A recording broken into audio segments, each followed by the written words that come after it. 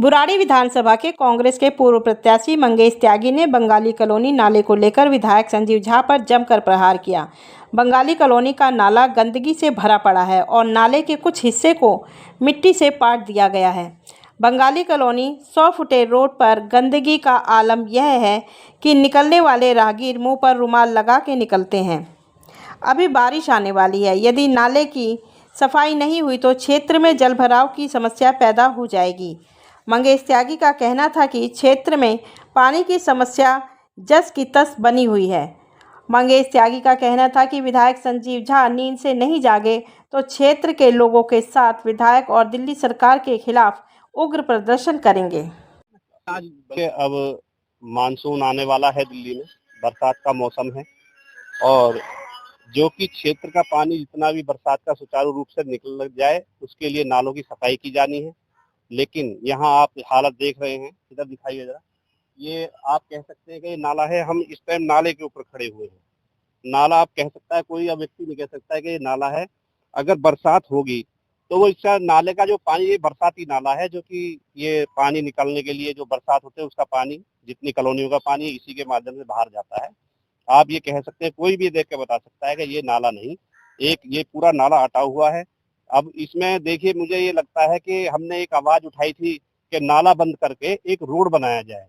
वो नाला शायद समझने में गलती हो गई है विधायक जी के में कि इन्होंने ये नाला वाला भरवा दिया है। जो भरना था, जो बागपत रोड वाला नाला जिस पे रोड बनाना था, वो शायद वो छोड़ दिया, उसको छोड़ करके इसे भरने चालू कर दिया है। वो सिंचाई वाला नाला है। ये जो नाला है ये कॉलोनियों का पानी के निकालने के लिए, ये फ्लड डिपार्टमेंट का नाला है, ताकि यहाँ से बरसात का पानी बाहर जा सके, कॉलोनियों का पानी बाहर जा सके। तो मुझे लगता है कि एमएलए साहब को शायद भूगोलिक ज्ञान नहीं है। उन्होंने वो नाला छोड़ करके जिस पे रोड बनना है, ये नाला भरवा दिया है, जिससे कि बरसात का और ये कॉलोनियों का पानी निकला जाना है।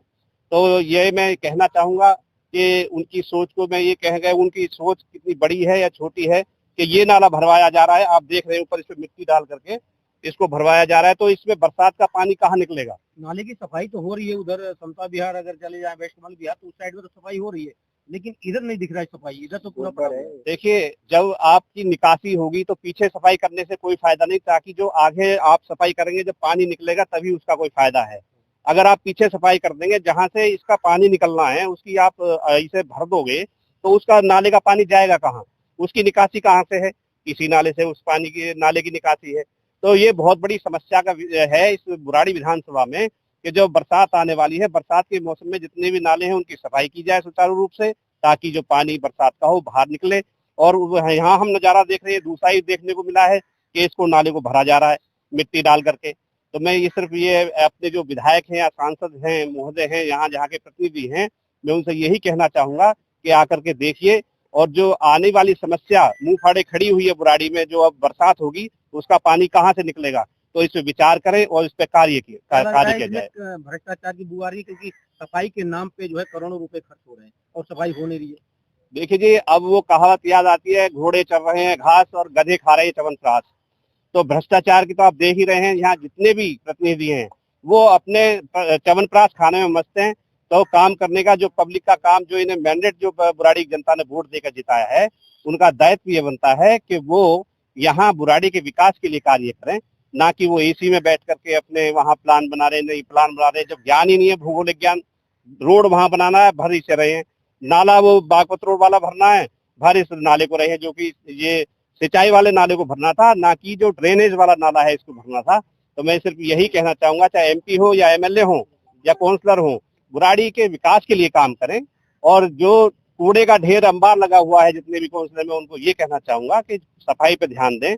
बरसात आने वाली है, नालों की सफाई कराएं, ताकि आने वाले समय में बुराड़ी की जनता को दिक्कत ना हो। विधायक जी अपने अब तीसरी बार, मेरे ख्याल से चौथी बार यहाँ से जीते हैं। जब इनकी सरकार थी, सत्ता में थे ये, तो ये कहते थे कि जी एलजी काम नहीं करने दे रहा है। जब बुराड़ी की जनता पानी के लिए तरस रही है, जब वो 11 साल में सत्ता में रहते हुए पानी का कार्य जो सुचारू रूप से मिलना चाहिए कॉलोनी को, जब नहीं कर पाए, आज जो बीजेपी की सरकार है ये सत्ता से बाहर है। लेकिन अब ये इन्होंने, पहले ये बहाना बनाते थे कि जी हमारी सरकार है लेकिन एलजी काम करने नहीं दे रहा है। अब इन्होंने दूसरा वो सगुफा छोड़ना शुरू कर दिया कि जी अब हमारी सरकार नहीं है, अब हमें रेखा गुप्ता सीएम है, वो काम नहीं करने दे रही है।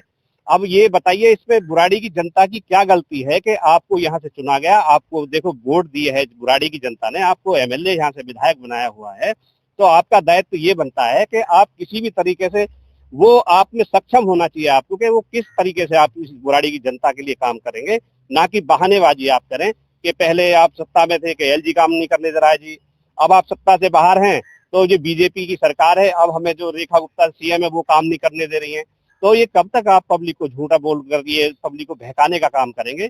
मैं ये नहीं कहता कि भाई देखिए, मैं जिन्होंने वोट दी है, जिन्होंने इनको विधायक चुना है, तो मैं उनकी बेइज्जती नहीं करना चाहता वोटरों की, लेकिन ये बिल्कुल निकम्मे हैं जो जनता ने इनको चुना है। मैं उनके लिए यही कहना चाहूंगा, मैं उनका अपमान नहीं करना चाह रहा जिन्होंने इनको एमएलए बनाया, जनता ने, बुराड़ी की जनता ने एमएलए बनाया है, लेकिन उसके लिए काम करें जनता के लिए, जनता के जैसे यातायात व्यवस्था है उसके लिए काम करें, पानी की समस्या है। मैं इतने दिन से कह रहा हूँ कि जितनी भी ये लाइन पड़ी हुई है तो कांग्रेस की सरकार थी शीला जी की, तो तभी की ये पाइपलाइन डली हुई है, इनको दोबारा पाइपलाइन डलाई जाए ताकि साफ पानी और ज्यादा से ज्यादा पानी कॉलोनी में जा सके।